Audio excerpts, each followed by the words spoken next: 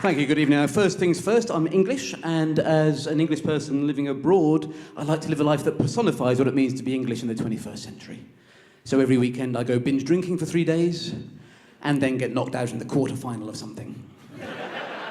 Now, I realise that recent events have moved that punchline, English teams getting knocked out in the quarter-final, from the category of punchline to that of unrealisable aspiration, but a boy can still dream. Anyway, I'm now living in Canberra, or to give the town its full name, which is nowadays only ever heard on ABC Radio Traffic News. Canberra, no problems there. Canberra, no problems there, being a name which derives from an indigenous language phrase meaning place a few watering holes and too much excitement about tulips. Anyway, it's a very beautiful town, enjoying living here. It's known as the bush capital of Australia, but it's not all pornography. The Parliament sits here as well. Haven't got time. No, so I came here to set up a company. I'm an entrepreneur. I thought I'd set up the ACT's first ever women-only boxing club. I'm going to call it Girly Biffin.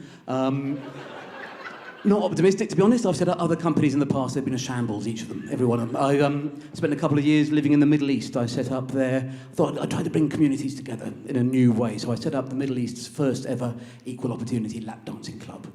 I gave it a chance, posters all over the Middle Eastern region. For the best wank on the West Bank, come to the Gaza strip club. Died on its arse. I thought it might do all right. First night, I thought it was going quite well. Lots of people came in, but there was a problem, because the best seats were kind of up near the front, and some people were sitting there. Then some other people came in and said they'd been sitting there first. It just got messy.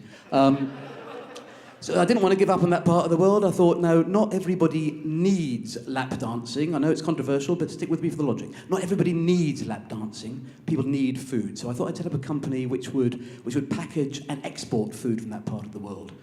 I called it Peace Process Peace. And it was at that point that I thought I'd stretch that joke as far as I could, so I came to live in Australia, which is a country where, to be honest, you've got some strange habits. You've got some strange money. You've got the $2 coin, a tiny little thing like that. That's worth 80p. £1.10 3 months ago, but them's the breaks. And running alongside that in the pocket, you've got the 20-cent coin. It looks like a coin of value and weight and bearing. But you can't even buy a Freddo the Chocolate Frog with it, and I know, I've tried. And that's, your money's weird before you even get into the bank. I go into my own branch of my own bank, and there's a sign, and you put your card in the machine, and it says to you, what kind of account do you have? And I think, surely you know. My money lives in this branch. Don't you know what kind of a box you put it in? But then it starts asking you like deeply personal questions, like, what's your favourite withdrawal? Well, I'd like to keep the tip in for a second and sort of jiggle it about a bit, but I don't want to be sharing that with my bank. Ladies and gentlemen, thank you for your attention. Good night.